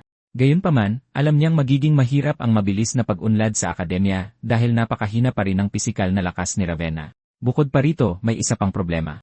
Napakahirap ng mga kondisyon para makuha ang skill na yon. Una, kailangan ni Ryu ng kasamang mas malakas kaysa sa kanya. Pagkatapos, kailangan niyang harapin ang isang kalaban na naglalabas ng matinding pressure nang hindi tumatanggap ng anumang tulong mula sa labas. Pero sa ngayon, si Ravenna lang ang kaisa-isa niyang partner, at masyado pa itong mahina. Maaaring makuha ang courage skill sa pamamagitan ng maliit na tsansa ng paulit-ulit na pag-iwas sa mga atake ng kalaban, pero kamatayan ang kapalit kapag nabigo. Sa madaling salita, napakadelikadong makuha ng skill na ito, bagamat ma-unlock din nito ang buong potensyal ng kanyang kakayahan sa pag-iwas. Ang kailangan na lang niya ngayon ay isang kalaban na may kakayahang maglabas ng malakas na pressure na wala namang totoong intensyong patayin siya. Patuloy siyang nag-isip kung sino ang babagay sa mga kondisyong iyon hanggang sa isang magandang ideya ang biglang pumasok sa kanyang isip dahil mayroong ganoong tao sa dojo. Pagdating nila sa pagtitipon ng pamilya, binuksan ng driver ang pinto ng kotse at lumabas ang lahat. Bakas ang sobrang saya sa kanyang nakababatang kapatid dahil paborito nito ang mga ganitong reunion. Nagtanong ang ama ng ating bida kung dumating na ba ang kanyang mga nakatatandang kapatid at kinumpirma naman ito ng isa sa mga tauhan. Nagtanong naman ang ina ng bida tungkol sa mga nakatatanda sa pamilya at ipinaliwanag ng tauhan na kasalukuyan silang nag-uusap sa library. Nagkomento ang ating bida na nakakabagot kung mananatili lang sila sa loob ng kwarto maghapon. Dahil doon, ginusto niyang pumunta sa training grounds. Pagkatapos magpaalam sa kanyang mga magulang, nagplano siyang manatili doon kasama ang kanyang nakababatang kapatid. Tinanong niya ito kung gusto nitong pumunta roon at magsaya kasama siya. Masayang sumagot ng ang bata. Pagdating niya sa training field, napansin niya ang ilang advanced na training dummies na nakaset up doon. Sinabihan niya si Yoon na manatili sa ligtas na lugar at iwasang masangkot sa anumang away. Nang sandaling iyon, napagtanto niyang nakakagulat na ang lalakas ng mga training machine. Napansin ng bata na nag-ensayo sa malapit ang ilan sa kanilang mga pinsan at sinabing gusto rin niyang sumali sa training. Binalaan niya ang kanyang kapatid na mapanganib ito, pero bigla na lang may sumulpot sa likuran niya at nagreklamong late siya. Paglingon niya, nakita niya ang bully niyang pinsan na si Seong. Nang sandaling iyon, nagalit siya ng husto dahil ito na ang perpektong pagkakataon para maghiganti. Nilapitan ni Seong si Yoon at tinanong kung ano ang ginagawa nito doon. Malinaw na sinusubukan niyang takutin ang kanyang nakababatang kapatid. Nilapitan siya ni Ryu at sinabing masaya siyang makita si Seong. Agad na nainis si Seong at nagtanong kung ano ang ibig nitong sabihin. Kaawa-awang Yoon wala siyang magawa kundi manood habang nagsisimula na namang magtalo ang kanyang kuya. Inasar ni Ryu ang kanyang pinsan, at sinabing hindi naging maganda ang lagay niya dahil sa isang tao, at idinagdag pang alam na niyang si Seong ang nag-utos sa triplets na harasin siya. Nagalit ang bata, at inisip na masyado nang naging matapang ang kanyang pinsan. Lumaki si Seong sa isang napakapaniil na sambahayan. Mahigpit ang kanyang ama at palagi siyang pin-pressure na maging magaling sa pagsasanay. Samantala, laging nakakatanggap ng pagmamahal at suporta si Ryu mula sa kanyang ama. Dahil doon, nagkaroon ng matinding selos si Seong sa kanyang pinsan, dahil halos walang pakialam sa kanya ang sarili niyang ama. Sabay silang nagsanay sa dojo simula pa noong bata sila. Laging natatalo ni Ryu si Seong, na ikinalungkot ng husto ni Seong dahil panay ang talo niya sa isang taong itinuturing na isa sa pinakamahinang miyembro ng pamilya. Gayunpaman, naging mabait si Ryu at palagi nitong kinakamusta ang kanyang pinsan pagkatapos. Pagkatapos isang araw, naisip ni Seong na pwede niyang atakehin si Ryu mula sa likuran. Hindi niya matanggap na matatalo na lang siya nito habang buhay. Kaya bilang duwag at sa hindi patas na paraan, inatake niya si Ryu mula sa likuran. Bumagsak si Ryu sa lupa habang ipinagdiwang naman ni Seong ang kanyang tagumpay.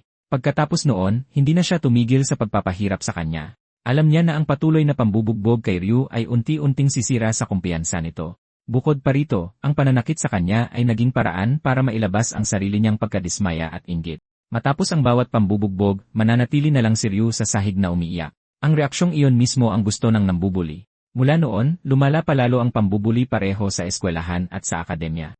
Naisip ni Sung na sana noon pa niya sinimulang gawin iyon, at sa tuwing darating sila sa dojo, muli siyang mananakot at manghihilakbot kay Ryu. Dahil dyan, lalo pang naging mahiyain at duwag si Ryu sa paglipas ng panahon. Pagbalik sa kasalukuyan, muling tinatakot ni Sung si Yuna, pero sa pagkakataong ito, hinamon siya ni Ryu sa isang duelo. Akala mo matapang ka, no? Kung ganoon, labanan mo ako. Siyempre, nagalit ng husto si Sung. Samantala, dumating ang mga magulang ni Ryu sa aklatan at agad na napansin ang mabigat na tensyon. Nagreklamo pa nga ang kanyang ina tungkol sa amoy ng usok. Tinanong siya ng asawa niya kung ayos lang ba siya. Sumagot siyang ayos lang siya. Tinanong lang niya yon dahil alam niyang ayaw na ayaw nito sa mga ganitong pagtitipon ng pamilya, dahil isa siyang commoner, at pinakasalan niya ito dahil sa pag-ibig at hindi dahil sa katayuan. Kahit ganoon, umiti pa rin siya at sinabing huwag na itong mag-alala. Nagpasalamat ang asawa niya dahil palagi itong nagsisikap para maging maayos ang lahat. Pagkatapos ay gumamit siya ng magic na protective bubble para hindi na nito maamoy ang usok. Nang sandaling iyon, lumitaw ang nakatatanda nitong kapatid at tinawag si Sanji. Ang lalaking iyon ay ang ama ni Sung, at palagi nitong pinag-initan ang kanyang nakababatang kapatid na siyang tatay ni Ryu. Ang huling pag-uusap nila ay tungkol sa pambubuli ni Sung kay Ryu. Ininsulto ng lalaki si Sanji, at nagtanong kung natrauma ba ang anak nito dahil sa palaging pagkakabugbog. Walang kaalam-alam ang ina ni Ryu na binubuli ang kanyang anak, kaya agad siyang humingi ng paliwanag sa kanyang asawa. Pero napansin niya kung gaano ito kagalit. Pinalo pa nga nito at inalis ang kamay ng kanyang kuya. Galit na nagtanong ang lalaki kung ano sa tingin ng nakababata niyang kapatid ang ginagawa nito. Sa matinding galit, sinabi ni Sanji na dapat kay Ryu mismo makipag-usap si Sanji para ang mga bata mismo ang mag-ayos ng gusot nila. Pero nang uyam lang ang lalaki, at sinabing masyadong duwag ang kanyang pamangkin para ayusin ang kahit ano ng mag-isa. Nang biglang may mga kamag-anak na nagmamadaling pumasok at sinabing nag-aaway ang mga batang master. Tumawa ang lalaki at inakalang binubugbog na naman ng anak niya si Ryu. Inasar pa niya ang kapatid niya at sinabing huwag makialam sa away ng mga bata. Umiinom na rin ang ibang kamag-anak habang sumisigaw para sa laban. Niyaya niya ang mag-asawa na manood at nagbiro na huwag sana silang umiyak kapag natalo ang anak nila. Gayunpaman, sumagot si Sanji na hindi kasing hina si Ryu tulad ng iniisip ng lahat. Ayaw itong paniwalaan ng lalaki at patuloy na tumawa, kumbinsidong dudurugin ito ng kanyang anak. Sa kaibuturan, nangangamba si Sanji na baka mabuli na naman ang anak, pero mas inaalala niya ang galit ng asawa niya ngayong nalaman na nito ang nangyayari sa akademya. Wala talaga itong kaide-ideya sa mga nangyayari. Sa labis na galit, hiniling nitong malaman ang bawat detalye pagkatapos. Dumating si Sanji sa arena na may mga pulang marka pa ring baka sa kanyang pisngi mula sa sampal na natanggap niya. Nang makarating sila roon, ginagamit na ni Sung ang Lion Iron Whip technique. Napasigaw si Lina sa takot para sa kanyang anak, pero kalmadong dumepensa si Ryu at hinarang ang atake. Pagkatapos niyon, inasar siya ni Sung at tinawag na duwag na munting kuneho. Pero mahina ang atake, kaya gumanti si Ryu ng isang sipa ng diretsyo sa sikmura ng kanyang pinsan. Nang sandaling iyon, na-realize ni Sung na hindi na mahina ang pinsan niya. Napakalakas ng sipa kaya tila nawalan siya ng hininga. Tumawa si Ryu habang ginagantihan ng asar ang kanyang pinsan. Samantala, naliligo naman ang patriarka ng pamilya. Narinig niya ang malalakas na ingay mula sa labas, kaya unti-unti siyang tumayo. Ipinaalam ng ilang mga katulong na magsisimula na ang piging, kahit nag-alangan silang istorbohin siya dahil may nangyaring laban sa training hall. Nagtanong siya kung sino ang nag-aaway, at sumagot sila na sina Ryu at Sung ito. Tinanong ng matanda kung may kinalaman ba ito sa pambubuli dahil alam na niya ang nangyari sa kanila noon. Nagpaliwanag ang mga katulong na si Ryu mismo ang humamon sa kanyang pinsan sa isang duelo. Dahil doon ay naging lubhang kawili-wili ang sitwasyon para sa matanda dahil kilala si Ryu sa pagiging mahina at sobrang bait. Tinanong ng matanda kung maabutan pa ba niya ang laban kapag pumunta siya doon ngayon. Sumagot ang mga katulong na malamang maaabutan pa niya ito kaya nagsimula na siyang mag-ayos. Na-assume na niya kung sino ang mananalo pero gusto pa rin niyang manood. Kung sa bagay, hindi niya palalagpasin ang pagkakataong makita ang mga apo niya na nag-aaway. Pagbalik sa dojo, gulat na gulat ang ina ng bida. Hindi lang nanalo si Ryu, ganap pa nitong pinahiya ang kanyang pinsan. Naisip pa nga niya sa sarili na wala naman siyang ginawang espesyal. Nang sandaling iyon, isang notification ang lumitaw na nagsasabing tumaas ang level ng isa sa kanyang mga skill. Teka, ganoon kabilis natapos ang laban? Mas naging malakas na ba talaga ako ngayon? Baka pinagluloko lang ako ng gunggong na yon. Magkaedad lang sila at ilang taon na ring magkasabay na nagsanay sa dojo. Ngunit pagkatapos matalo sa unang laban noon, lalo pang naging duwag si Ryu. Walang tigil na inudyukan ni Sung ang ibang mga pinsan na kutyain siya. Sa kwento ng orihinal na laro, si Kang, ang pangunahing bida, ang dapat na tumalo kay Sung. Pagkatapos nyon, balang araw ay magiging magkaibigan rin silang dalawa. Ngunit sa timeline na ito, si Ryu mismo ang tumalo sa kanyang pinsan. Dahil galit pa rin, inakala niyang nagkukunwari lang na galit si Sung, at sinabing hindi pa siya titigil doon. Gusto niya itong turuan ng mas mabagsik na leksyon, kaya nagsimula siyang inisin ito para tumayo at ipagpatuloy ang laban. Sige na, bumangon ka na. Gumising ka. Tinusok niya ng kanyang espada ang bata. Galit na galit siyang nagsabi na hindi pa nga nangangalahati ang mga binabalak niya. Sa kanya hinawakan sa damit ang pinsan at inangat ito. Doon niya napagtantong nakaihi sa salawal si Suga, kaya inasar niya ito sa pagiging mahina. Nag-aalalang tinawag ni Lena si Ryu. Nang sandaling iyon, dumating na tumatawa ang ama ni Suga, at inakalang binugbog na naman ng anak niya si Ryu. Ang hindi niya inaasahan ay ang sarili niyang anak ang natalo at nakaihi pa sa salawal. Puno ng puot, pinilit niyang malaman kung paano naglakas loob si Ryu na saktan ang kanyang anak at tinulak ang bida. Ngunit agad na sinigawan ni Sanji ang kuya niya at mabilis na nagkagulo sa buong dojo. Kahit ang bida ay naisip na katapusan na niya dahil siya ang nagpasimula ng gulo. Iginiit ni Sanji na hindi nandaya ang anak niya, pero iginiit ng ama ni Suga na hindi matatalo ang anak niya sa isang duwag. Hindi nagtagal, pinagbintangan na nila si Ryu na hindi patas lumaban. Lumingon pa ang bata sa kanyang ina at nakiusap na awatin nito ang pagtatalo. Ngunit sa halip, nakikipag-away na rin ito sa kanyang tita, habang kinagat ng nakababata niyang kapatid ang babae. Naging isang matinding gulo ang buong paligid. Dahil nag-aalala, napakamot siya ng ulo at naisip kung paano niya awatin ang lahat. Bigla na lang napuno ng matinding aura ang silid, kaya agad na natigilan ang lahat. Agad na nakilala ng bata ang nakatatakot na presensyang iyon. Dumating na ang kanyang lolo. Tinanong ng matanda kung sinusubukan ba nilang hiyain ang pamilya Zan. Vang ang pangalan niya, at nais niyang malaman kung anong ginagawa ng kanyang mga anak. Nakatayo lang ng alanganin ang dalawang lalaki roon na walang sinasagot. Tapos iginiit ng ama ni Suga na si Ryu ang nagsimula ng gulo dahil sa paghamon nito sa anak niya. Pero sinabi ng matandang Vang na ayaw niyang pakinggan ang kwento sa kanya, at sa halip ay naglakad ito at direktang tinanong ang kanyang apo kung ano ang nangyari. Gusto niyang malaman kung si Ryu ba talaga ang nagsimula ng laban. Gamit ang nakasisindak na boses, tinanong ng matanda ang kanyang apo kung siya ba talaga ang humamon kay Tsuega. Sa tindi pa lang ng presensya ng kanyang lolo ay nangatog na ang mga binti ni Ryu. Sobra pang nakakatakot ang kanyang lolo kaysa sa naalala niya. Para siyang nakatayo sa harap ng isang naglalakihang bundok.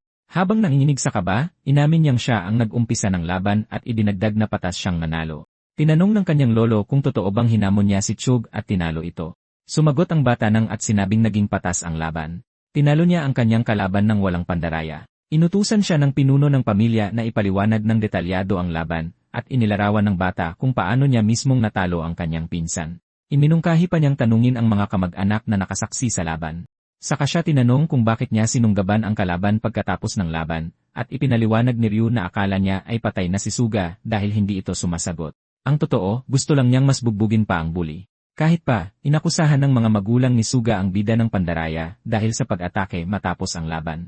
Gayunpaman, tumawa lang ang matandang si Vang at sinabing medyo nakakatuwa ang kanyang apo. Tinanong ni Suga at ng kanyang asawa ang patriarka kung parurusahan ba si Ryu, ngunit tumanggi ang matanda at sinabing patas ang laban. Sinabihan pa niya ang kanyang anak na direktang tanungin si Suga kung nandaya ba si Ryu. Nagkunwari lang ang bata na walang malay para maiwasan ang higit pang kahihiyan. Inutusan siya ng kanyang lolo na tumayo, at sa wakas ay inamin niyang hindi nandaya si Ryu, at natalo lang siya dahil mas malakas si Ryu. Medyo malupit ang matanda ng sandaling iyon, dahil pinilit niya ang bata na hayagang aminin na natalo siya dahil mas mahina siya. Makita pa lang na pinagdurusahan ng kanyang pinsan ang kahihiyang iyon ay sapat ng kasiyahan para kay Ryu. Pagkatapos ay tinanong ni Vang ang anak niyang si Sungjo kung tapos na ba ang isyong iyon. Humingi ng tawad ang pamilya dahil napagbintangan nila ng mali ang bida. Ngayong naayos na ang lahat, idineklara ng matanda na ayaw na niyang makarinig ng kahit anong pagtatalo pa. Dahil dyan, opisyal ng sarado ang usapan, at inanyayahan niya ang lahat na maghapunan. Gusto niyang sabay-sabay na mag-enjoy ang lahat ng kanyang mga anak at apo sa handaan. Gayunpaman, huminto siya sa may pinto at sinabing may isa pa siyang i-anunsyo. Pagkatapos ng hapunan, gusto niyang personal na subukan ang kakayahan ni Ryu sa isang sparring match. Nakangiti niyang sinabi na inaabangan niya ito at hihintayin niya siya. Bumalik ang bata sa kanyang pamilya at nakahinga ng malalim sa ginhawa. Gayunpaman, bigla niyang narinig ang kanyang ina na tinatawag ang pangalan niya.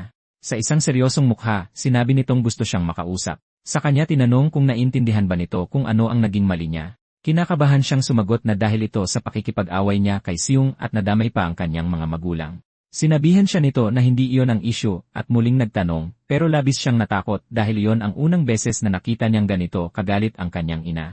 Naalala niya sa nakaraan niyang buhay ng paulit-ulit na sinasabi ng kanyang ina na sana hindi na lang siya pinanganak. Maraming beses niya itong inulit at sinisi siya sa kanyang miserable at malungkot na buhay.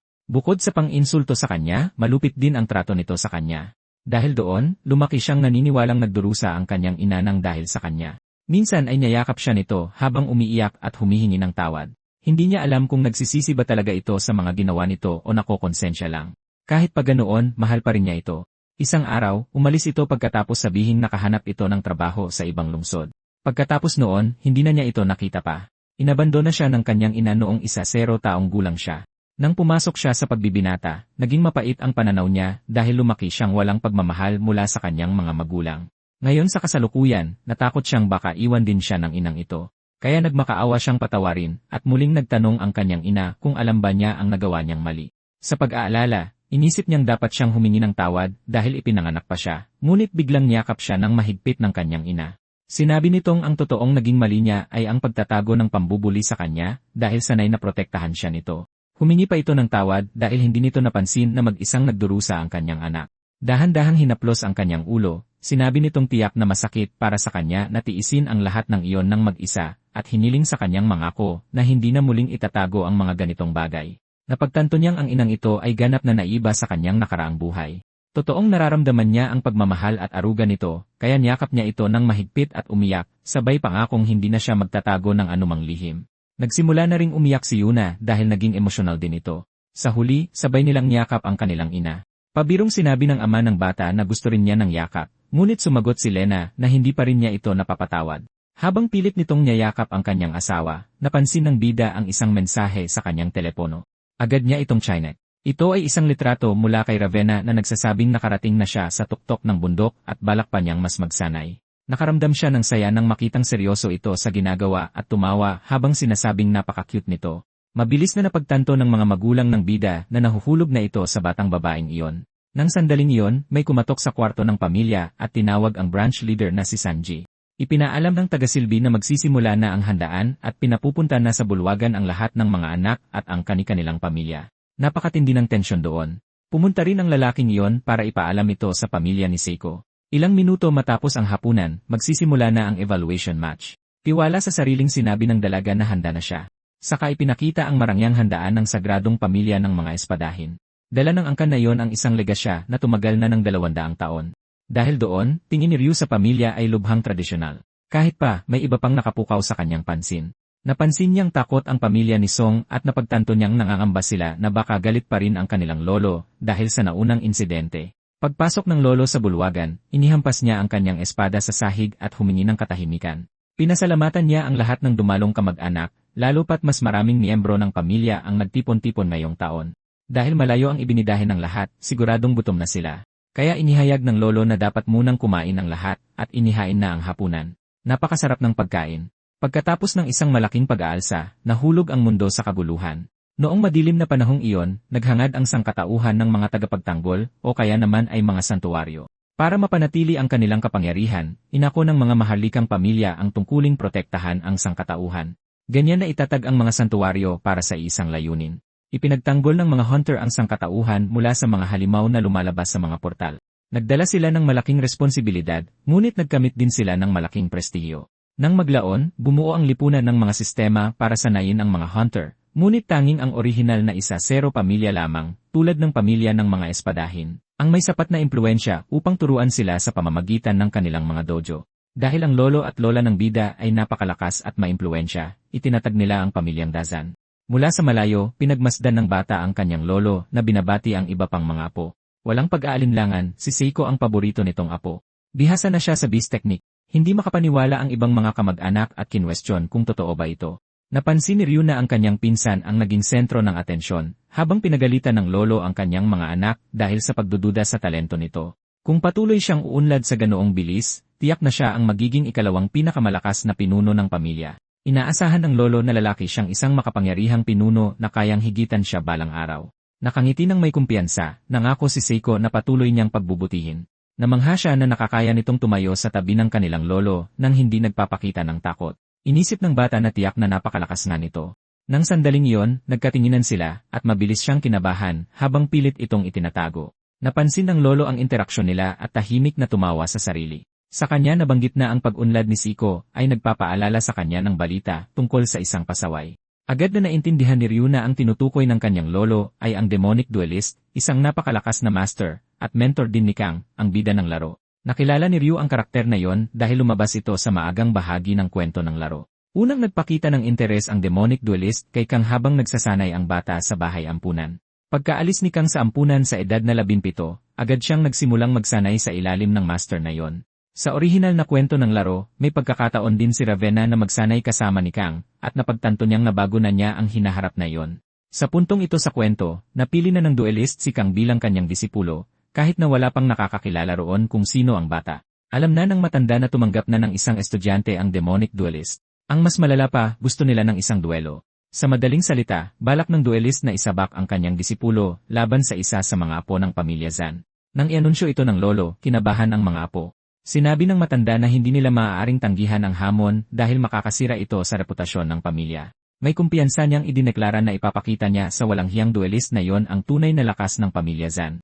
Sinabi ni Seiko na gagawin niya ang lahat ng kanyang makakaya, at nangako rin ang iba pang mga apo na magsisikap sila. Sinabi ng ating bida na ibibigay niya ang lahat ng kanyang makakaya. Gayunpaman, sa kaibuturan ng kanyang puso, takot siyang harapin ang bida ng laro dahil hindi naman iyon nangyari sa orihinal na kwento. May biglang humampas sa lamesa, at iyon ay si Seung na nag-aanunsyong higitan niya ang inaasahan ng kanyang lolo, gaya ng itinuro ng kanyang ama. Laging sinasabi sa kanya ng kanyang ama na kahit ang isang leon ay todo bigay na ng huhuli ng kuneho. Nang marinig iyon, tahimik na tumawa ang ating bida, dahil alam niyang sa huli ay wawasakin din naman ni Kang si Seung. Pero tinanong ng lolo si Ryu kung bakit siya tumatawa at kung ano ang nakakatawa. Agad na kinabahan ang bata habang pilit namang nanghihingi ng sagot ang matanda. Sa totoo lang, tumatawa siya dahil alam na niya ang kwento ng laro at naiintindihan niyang madaling tatalunin ni Kang si Seung. Sa takot sa lolo, mabilis na nagpalusot ang kanyang ama at sinabing nasa magandang mood lang ang kanyang anak. Lumapit ang matanda at muli siyang tinanong. Gusto niyang malaman kung bakit talaga tumawa si Ryu. Anak, lagot ka na ngayon. Awkward na nagpaliwanag si Ryu na tumawa siya dahil sa sinabi ng ama ni Seung. Hindi niya pinagtatawanan ang kanyang lolo. Inutusan ng matanda ang kanyang apo na magpaliwanag ng maayos. Nakakapagtaka para sa kanya ang isang malaking leon na ibibigay ang lahat makahuli lang ng kuneho. Iyon ang dahilan kung bakit siya tumawa. Kung talagang kailangan ng leon ng matinding effort, ibig sabihin mahina ang mismong leon. Sa lohikang iyon, walang kwenta ang leon na nagpatawa sa kanya. Pero matapos mapansin kung gaano kaseryoso ang kanyang lolo, mabilis siyang humingi ng tawad. Sa kanyang gulat, biglang napahalakhak ang matanda at inaming hindi pa niya naisip ang bagay na yon dati. Habang nakapangalumbaba, sinabi ni Vuong na pag-iisipan pa niya ang sinabi ng kanyang apo. Napagtanto ng lahat doon na paborito ng matanda ang bata at mataas ang inaasahan niya kay Ryu. Pagkatapos ay may biglang naalala ang matanda at sinabihan ang lahat na makinig. Inanunsyo niya na magsasagawa sila ng pagsasanay sa loob ng isang portal sa mismong araw na iyon. Nang marinig iyon, naalala ng bida na nabanggit na ito ng kanyang lolo kanina, kahit na nag-aalala si Sanji na hindi pa handa ang mga bata. Nagtanong ang isa pang anak tungkol sa difficulty level ng portal. Sumagot ang matanda na masyadong madali ang isang white rank portal para sa pamilya Zan. Kaya naman gagamit sila ng yellow key portal para sa pagsubok. Naihanda na ang portal at nakatayo ang mga bata sa labas katabi ang kanilang mga magulang. Naghanda na ang matanda para buksan ito. Binigyan niya ang mga apo ng huling pagkakataon para tumanggi sa pagsasanay at umalis. Pagkatapos ay isang matinding liwanag ang nagpapaliwanag sa buong paligid. Umihip ang isang malakas na hangin mula sa loob ng mahiwagang portal. Pagdilat ng kanyang mga mata, nakakita siya ng isang napakagandang tanawin. Nakapasok na ang lahat sa dungeon. Ipinaliwanag ng lolo na simple lang ang misyon. Gaya ng ipinakita sa status window, ang diskarte nila ay bumaba muna sa bangin. Tinuro niya ang isang kalapit na lawa at ipinaliwanag na may nakatirang rank 3 monster sa ilalim ng tubig doon. Nabanggit din niya ang pagkulong sa halimaw sa loob ng lawa para hindi ito makatakas. Medyo nakahinga ng maluwag ang mga magulang doon. Kahit si Ryu ay umamin halos imposibleng labanan ang isang rank 3 monster sa ilalim ng tubig. Gayunpaman, binalaan sila ng lolo na huwag maliitin ang halimaw dahil napakadelikado pa rin ito. Alam na ng bata kung gaano kalakas ang halimaw na yon, kaya naman medyo nasiraan siya ng loob. Gayunpaman, hindi siya pwedeng sumuko dahil isa itong magandang pagkakataon para mas lumakas. Naiintindihan din niya na hindi madaling marating ang mismong lawa dahil mahirap na nga ang pababa pa lang ng bundok. Sinabihan sila ni Lolo Vang na huwag masyadong mag-alala dahil hindi naman masyadong mapanganib ang mga halimaw sa daan. Nang sandaling iyon, may dumating na isang empleyadong may dalang briefcase na nagpakuryoso kay Ryu. Sa loob ay may mga camera collar na isusuot ng mga bata, kaya mababantayan ng mga matatanda ang lahat ng real-time. Mayroon din portal watch. Kung malagay man sila sa panganib, pwede silang humingi ng tulong. Iniabot ng lolo ang parehong gamit sa kanyang mga apo at ipinaliwanag na abutin ng halos 3 oras ang pagsusuri. Oras na matalo nila ang boss, kailangan nilang buksan ang portal gamit ang susi. Handa na ang lahat na simulan ang pagsubok. Binitawan ni Lena ng good luck ang kanyang anak at pinaalalahanan itong huwag magpapapinsala. Puno ng kumpiyansa, tiniyak ng bata sa kanya na magiging maayos siya at sinabihan itong huwag mag-alala. Nagdiwang pa nga si Lolo Vang at sinabing mukhang nagkakasundo raw ng maayos ang dalawa niyang apo kahit na malayo iyon sa katotohanan. Pagkabigay ng senyales, nagsimula ang pagsubok at mabilis na tumakbo ang mga bata papunta sa lawa, pero biglang napatid ang ating bida at gumulong pababa sa dalisdis. Sa huling sandali, muli siyang kumapit sa lubid, saka sumipa sa isang bato at tumalon ng mas malayo pababa. Pagkarating sa mas patag na bahagi ng lambak, nakatanggap siya ng notification na nagbababalang may kalapit na halimaw.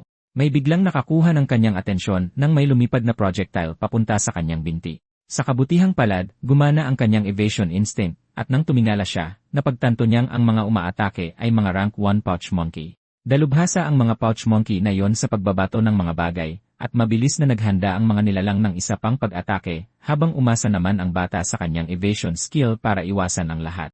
Dahil masyadong maraming nagliliparang projectile ng sabay-sabay, kinailangan din niyang sanggain ang mga ito gamit ang kanyang espada. Kinalaunan ay napagtanto niyang mga bato ang inihahagis ng mga halimaw, kaya iwinasiwas niya ang kanyang espada at direktang pinabalik ang isa sa isang unggoy. Mas lalo lang nitong ginalit ang iba. Habang patuloy na dumarating ang mga bato, tinatabig ito ni Ryu ng may papalakas na puwersa. Sa wakas ay bumagsak sa lupa ang isa sa mga maliliit na unggoy. Sa pagbibiro, sinabi niyang naka-home run lang siya. Maliwanag na hindi inasahan iyon ng mga unggoy. Matapos ang ilang sandali, nagawa niyang talunin silang lahat.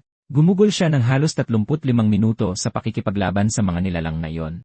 Gayunpaman, ang talagang ikinababahala niya ay ang paparating na laban sa boss. Nang sandaling iyon, napansin niya ang isang unggoy na may hawak na prutas.